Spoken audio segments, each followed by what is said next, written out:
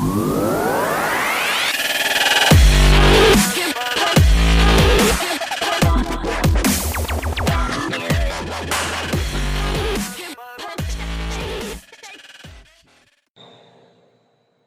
right, welcome to the Unlock Wellness Podcast. I'm Dr. Casey, and I am here with Stacy Shannon. And Stacy is a really awesome guy. He's doing some amazing things in the community. He's an AAU basketball coach. He's super involved with his local church. I'm pretty sure I've seen some videos of you singing in the choir. Yeah, a little bit.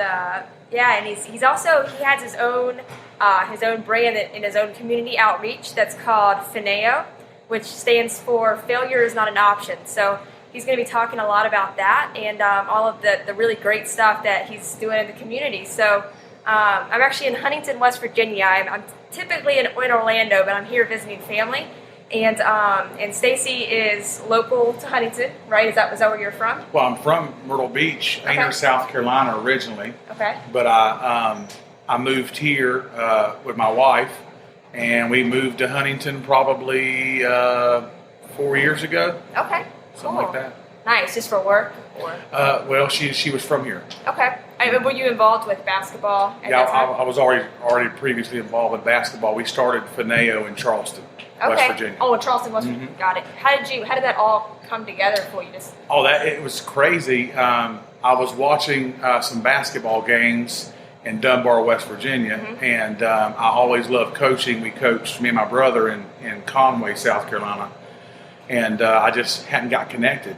Yeah. And I met a guy named Shanton Forte and Josh Cookie Miller. I met him. Is that Capital player? Capital player, yeah. He is one of the best players that come out. My husband went to high school with him. Really? Yeah, okay. yeah. Well, he is really the initiator of FINEO. He was the one that had like the thought of, let's call it FINEO, let's call it failure is not an option. Yeah. Because we're okay with you failing, but that can't be your stopping place. Exactly. You know what I mean? So we're okay with the fail forward. Yeah, fail forward. Yeah. Fall into it. Exactly. You know what I mean? Exactly. So, and we coach by a couple of rules. One of our rules is we require mistakes. Yep. Because without mistakes, you never know what you can or cannot do. Because coaches these days, and even jobs, even school, absolutely, we're training robots. There's no free thinking allowed. Right. So how do you know if you've never really taken a fall? Right. How do you know it scrapes your knee when you do it? Exactly. So we want to stop the falls as much as we can, but let's prepare them to fall, but then get back up. Right. So the impact's not so bad. But anyway, we started it and we talked about a lot that we've seen in the community as far as kids who were living with single moms. Okay. Then now here recently it's been drugs and heroin just rampant through the community. Yeah. And a lot of these kids are seeing it. Yeah. And that's their only reference to an adult figure is someone who is out of it or in a coma-like state. Huntington's the worst in the country, I think. The right? worst. Yeah. The worst. It's crazy. Yeah. So we started, and then we noticed there was a void here.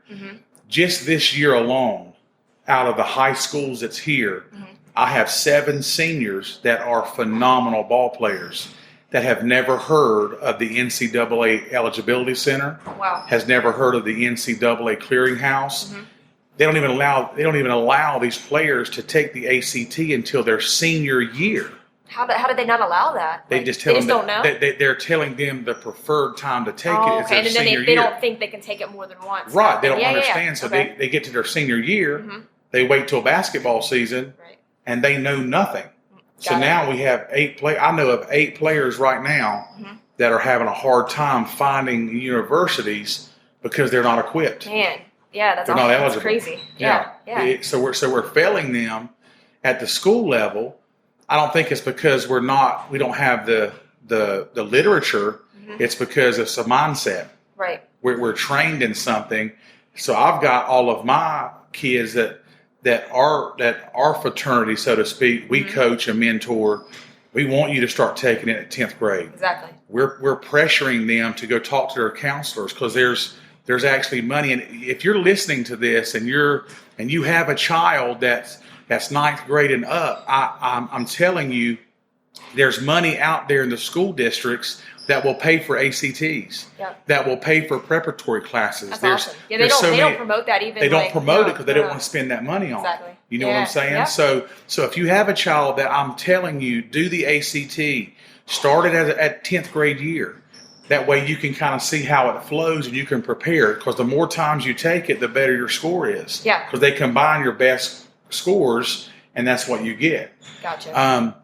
So over the period of time and my relationship with God, it has transitioned to miraculous connections. I couldn't do it. It's just supernatural. Yeah. Of the connections I've made and the amount of time I've coached here on the collegiate level. Okay. And the amount of trust that these colleges have in just my word. Well, I think when you come from a genuine place, people know that, and they trust you sooner than they would. I feel people, I mean, you've met people like that you trust, like automatically. Instantly. Yep. I agree. Yeah. I think it's the power of God. Absolutely. I think it's the spirit of the living God that's inside of me. There's a calming feature to me that just makes this, it's okay to trust. So definitely. We've, since August, we have put, now it's Division 2, but it's a free education. Yeah. We've had 12 kids that are actively in school since August. That's so amazing. it's been awesome to see the transition of how these kids go from I'm nothing, but now I'm everything. Right. And all this is from, it's not that I did something that nobody else did. It's because of love. Yeah. Love and hope. And that just really, if love can become rampant, heroin has no fight. Yeah, no, that's great. And no, it's really true. And it's just like you were saying, just like so many of these kids, they have so much potential, but if they're just going by what I think, and if a family is in a bad place and they expect the schools to teach them everything, and they're not getting like that individual mentorship that they may need. Public schools are so cookie cutter that they're not made for everybody. You have to make everything everything needs to be individualized, It does. Yeah. And the void that I've noticed that we've pushed towards is high school, and especially, I'm coming from a coach's background here. High schools are preparing our kids to be, well, if you're not as good, then you just sit there and wait for your moment. Right. It's not, I'm going to push you to be uncomfortable, and I'm going to make you a better person and better player. It's been in, I'm not going to name the schools, but in the tri-state area, I'm coaching players that are literally getting no playing time. And when I ask these coaches why and what can I do to help, they're saying, well, they can't play defense, or they can't do this, they can't dribble. They're saying all of these reasons why the player can't play. Right. But they're a coach. Right. They're coaching the kids. It's their job. So why wouldn't you do skills and drills and fundamentals? Yeah. We're teaching our kids that no one will invest into them. Right.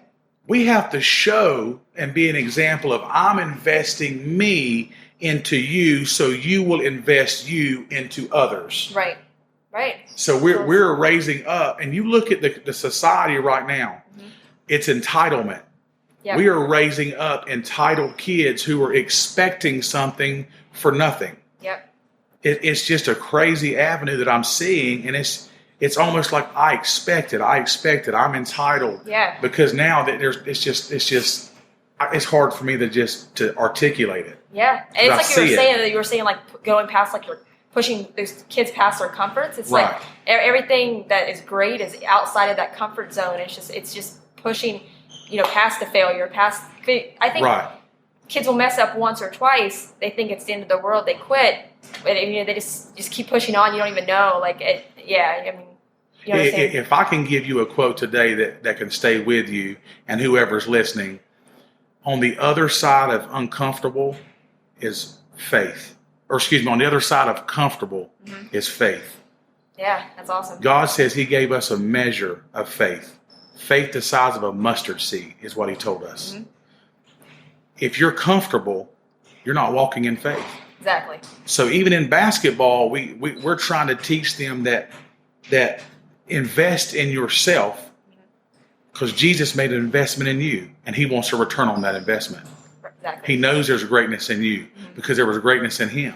Right. And it says in the Bible that the same power that's in Jesus is in us. And I believe that. Absolutely. So my job is the same mission as our church, is I want to identify who you are. I want to affirm you as you are a good player.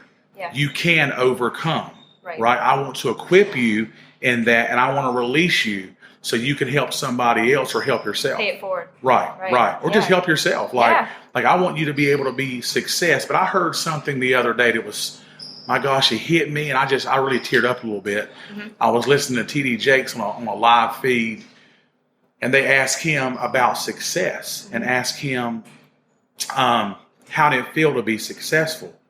And his words were, I'm not worried about success. I'm worried about my successors. So I want to raise up children who not only come through the program of knowing you are loved and you are worth it and you are valuable and you will make big things happen because of who you are, not because of what you came from.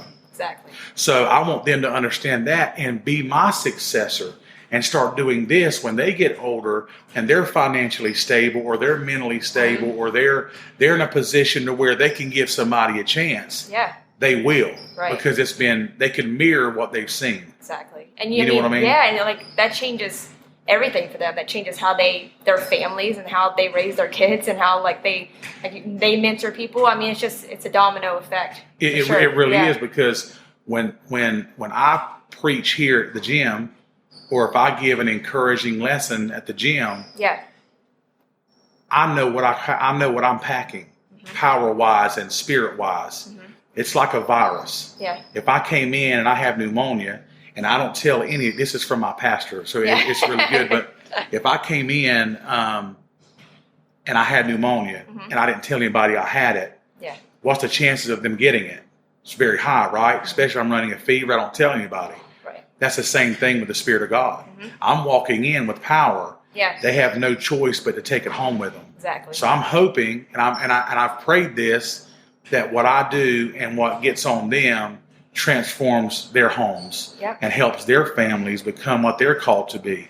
Because at the end of the day, failure is not an option. It's not just basketball. It's about using basketball to bring families together. Exactly. I mean, I've had a couple of cases where the parents are listening to the children of what I'm saying, and they're coming to church or finding a church home, and it's not about church. Right. It's about going to a place that can spiritually feed you because you're lacking in that value. That's awesome. You know what I'm saying? You're lacking in that department where I kind of see spiritual as a bank. Yeah. You know what I mean? And when your bank's depleted, that's where hopelessness and defeat comes from. Because now you're negative. You're in the negative value. So you don't see value in yourself. So what happens to people who are hopeless? Yeah. They take it out on their kids to be hopeless. Yep. And then we become a poverty mindset where if I earn a living, I can't get my food stamps. Why are you limiting yourself to just getting what people give you? Right. No, absolutely. I've seen it. I mean, my younger brother he's actually on this team, and he's benefiting so much from Coach Stacy. I mean, I've seen it firsthand, his confidence level going up. You know, he's had a rough year, and I notice it. I notice it in the way he plays. I notice it in the way he carries himself. I'm trying not to get emotional, but Chase came to me with his head down. Yeah. Thinking that he just couldn't do it. And I don't like to get emotional. No, that's all right. But I'm saying, and to see him carry himself in a way, because people in a defeat posture has a way of looking down and your shoulders are in and they look defeated and there's no confidence. Right. But I'm telling you, in the last few months, just since he's been coming to the gym and working out, he carries himself in a different manner. Yep. And it's nothing that I'm just putting a spirit that I know that is in me, in him. Exactly. And you can tell, like when I speak to him, the way he carries himself, I mean, seeing the footage of his tournament game, it's like, gosh, it's such a, I mean, it's really, I know, I mean, if you guys are listening, I know some of you might not know my younger brother, but I mean, a complete 360 to where I've seen him 6 months ago. Scared. Know? Yeah. To shooting a 3-point shot with a 6'4" kid. Yeah. Coming to block his shot, he didn't panic. Yeah, and like you said, though, it's not just about basketball; it's about everything. Right, so. but from confidence and love comes all of this greatness that's in you. Yep. Because a lot, I mean, I'm telling you, I've seen it and I've even watched experienced players that I've coached just drop confidence because they missed a few shots or somebody says something to them. You see it on all levels. You see it on all levels. Yeah. I mean, and it's just about, we have to affirm them and equip them that this is what you're for. Yeah. This is what you're here for. Definitely. Yeah, and what you're doing is amazing. Definitely. So with your brand, is it just in this community in Charleston? Well, it's Charleston and Huntington. We've had so many people, and that's why me and Cookie had talked about the acronym. I like it because it's I'm gonna get one of their shirts. It's a conversation piece. Yep. It's, well, what does that mean? Well, failure is not an option. Yeah. We believe that, like we said earlier, that it's okay to fail, but we don't want that to be your last stop. Failure, you can actually, and God said it best, I do all things for your good. Mm-hmm. So sometimes when you fail, even though I'm not saying he initiated failure. I'm saying he used failure as a vehicle to get to your next place. Right. Because sometimes we learn from that. Yeah. You know what I mean? Yeah. I just believe that. I believe that everything happens for our good. Even 100%. I mean, Jesus died you realize Jesus died, and that was and he even said it, I'm not coming off of here. Mm-hmm. He could have called God to get him off of the cross. Mm-hmm. But he knew that this was the perfect way to conquer the enemy at his own game. Yeah. So he used something that was just horrible to benefit all of mankind. Awesome. Everybody. That was his investment to us. Amazing. Yeah. I mean, it's just. I think when you look back and just in any aspect of your life that it seems like that was like a really bad thing, you're like, you can kind of put together why that was probably the best thing in the world, you know? Right. Yeah. Well, I was at home. And I have a painting business, and that's kind of how it helps kind of pay some of the stuff that we do. But I was at home, and some things happened, and I had a guy that quit, and I haven't drove in 13 years. Okay. I don't drive. I have a panic attack kind of thing or whatever. Okay. And my wife is always like, you have faith in every aspect of your life, but driving. He wants you to live fulfilled. So all this, hit home for you? all this thing come right, and I'm thinking, how do I get to work? The guy quit on me. Yeah. I was depending on him, and it was kind of a weird place that I didn't expect. But I got in the car and I drove, and I've been driving ever since to places here and there, and it's been really good. So with that, I woke up in the middle of the night, and God showed me that when all the apostles were on the boat, or the disciples were on the boat with Jesus, there was a storm. It was all around them. I know people that has probably heard the story, and you've heard it. And he was asleep, and they woke him up in a panic, like, wake up, what are you doing? Like, you're sleeping, there's a storm. He goes, peace, be still. He was resting inside of a storm that was just chaotic, right? But he chose to rest. So God revealed to me that storms in our lives that come, there's things that attach us. Like when somebody looks at you and says, "You're not worthy," right? You're pathetic. That stuff sticks to you. Absolutely. It gathers. It collects around. I mean, at a young age. Too. At a young age. Yeah. I mean, even as an adult. Yeah. When people are your boss or friends or family or somebody talks bad about you, these things collect around us. So when those storms come and those floods come, the first thing it does is it gets rid of the things that are not attached to you. Right. That's not your core. That's not your core stuff. So I'm thankful. I've learned now. I am thankful for the storms in my life. Not that I don't enjoy them, but I'm thankful that he uses that to get the things that I've collected away from you. Definitely. You know what I'm saying? Yeah, no, that's an awesome. Yeah, it was good. I mean, it was really good. That's good. That is really good. That's cool. I actually remind me at the end of this, I'm going to give you 2 names of people to reach out that would really help Fineo a lot. Okay. Definitely. I'm going to remember that. I'm trying to think of what else. Do you guys have anything else going on right now? I know you guys have some tournaments coming up. Yeah, we got some tournaments coming up. We really it's an all-year process for us. We prepare. I text and call, and we pick them up for church if the guys want to come. We have a couple that comes every Sunday. Yeah. But the main thing is they always know that I can be there. Yeah. We've and the reason, to be honest with you, that we started really pushing really hard in these areas is 2 years ago. Jeffrey Wright, he was a 16-year-old kid. He got shot and he got murdered. They actually shot him several times in Huntington. And they hit him in some woods. His little brother plays for us too, Darnell. Okay. And his mom has had a rough time. That's awful. That's so horrible. And so from that, I said, man, that's crazy. Like, he was in our gym. And I never texted him. Like, I never knew who he was because everything going around, I never made it a priority. Yeah. Because I had other people I was talking to. Yeah. And then a year later, Stephen Washington, he's been in our gym. He's friends with all the boys that I coach. Yeah.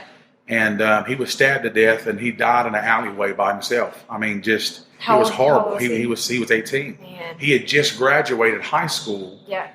And he was just doing some things he shouldn't have done. But would he have done that if I was, or someone was actively instilling hope? Right. Or encouraging, or just asking, what are you doing? Yeah. Like, what are you really doing? Like, what are you doing right now?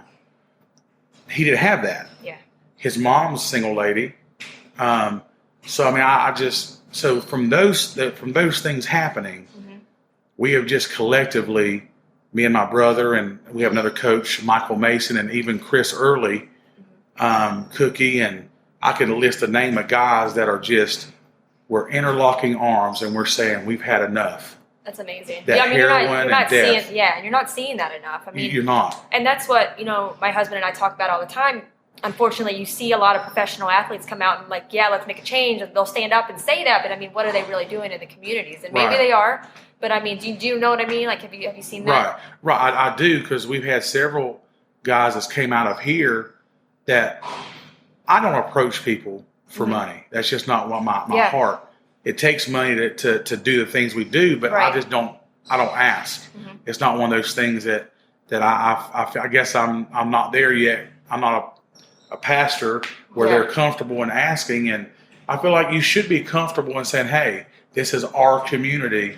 We need to come together. But I've had more help from people who live 500 miles away than I have in my own community. That's amazing. I had a Dwayne West. I'm going to give them a shout out. Yeah, shout out. Dwayne West and David West of Garner Road. David West is an NBA basketball player. Okay. They actually purchased all of our uniforms this year. That's amazing. They're Adidas sponsored program. Very so cool. they gave us Adidas gear, and they've shipped them to us. Should be here any time, but they bought all of the uniforms for both of our teams this year. So cool. You know what I mean? Yeah. And it's stuff like that. That just he literally lives in Raleigh, North Carolina. And he did that, and I never asked him for it. Yeah. He just calls me. That's how God works. Right. It's push the right people. My gosh, it's just crazy. And when they feel like the love you're projecting, like they want to be a part. People want to be a part of something bigger than themselves. They do. Yeah. And they have a program doing the same thing called Garner Road up there. What's it called? Garner Road. Okay. But through him, I've met a group of 10 guys, and most of these are college scouts who have now introduced me over the last 6 years to college coaches. Which only helps your kids more. To get out there. Exactly. You know, I mean, through this weekend alone, Saturday, we had 5 offers. Wow. 5 to our amazing. 17 it's so division. It's so life-changing. It's just crazy to have somebody ask who you are. Yep. And we're interested in you. Could you imagine, like, I mean, just the kid it's down on himself, or like he feels like, I'm never going to get out of this state or this city, and then all of a sudden you have a college, like, oh, I mean, maybe I should start trying harder and staying out of trouble. Right. I mean, it's we actually have one in the gym. Really? Raekwon Sanders. Awesome. He 2 years ago wasn't going to school, wasn't playing basketball for the school, grade point average, shot, just was in the street selling drugs. I don't mind telling his story because he was doing it. Yeah. He was doing these things. To now, in the last year and a half since I've been mentoring him and coaching him, he's now 3.7 grade point average right now, a cumulative 2.8, which makes him eligible. It's amazing. And he just got his letter of intent to go to Alderson Broaddus University in, is it Weston, West Virginia? Oh, it's about 3 hours away. That sounds about right. Yeah. Somewhere up there, but he's getting ready to sign the 25th of April. That's so awesome. So he goes from nothing Right. to just having a little bit of hope and somebody saying, you're amazing. That's all it takes. Yeah. Right? Yep. To now he's graduating high school and going to college, in which it's $38,000 a year to go to this school. Yeah. He's having to pay $2,000. Wow. And financial aid will cover the other $2,000. So he'll get a free education, and it's ranked one of the best colleges in the nation. It's a private school. Nice. So I've heard great things about it. It's just so good. I mean, awesome. it's just. I mean, and then you think about like he's going to this great school, and his other, he probably wouldn't end up dead in a few years. I mean, you think about the path. His best friend was Stephen Washington. Wow, that's crazy. And he probably would have been running with him. Yep. If we hadn't had a relationship. It's amazing. I mean, I really love everything that you're doing. And guys, I want you guys to all follow Fineo, follow Coach Stacy. I'm going to put all of your links in the show notes. So if you scroll below, you'll see I'll put all the links up. You can find them on probably any form of social media, right? Where are you guys at? We have Facebook called Failure is Not an Option, FINAO. We have a Twitter, and I think it's FINAO A1, because you have those Twitter tags. It's real weird. Yeah. It's something to that effect, but you'll see the Failure is Not an Option logo, but she'll have the link, because I'll give you exactly what it is once I get it. I will add all of the links, email, and any way to contact Coach Stacy. If you have a sports team, or like if you are maybe interested in expanding in your area, maybe we can get something worked out. Coach Stacy's an amazing speaker. So anything that you need him for, I'm sure he would be up for. So I'll have all of his contact information set up. And thank you guys for tuning in. And thank you so much for sitting down. Thank you for having me. This has been fun. All right. Thank you guys.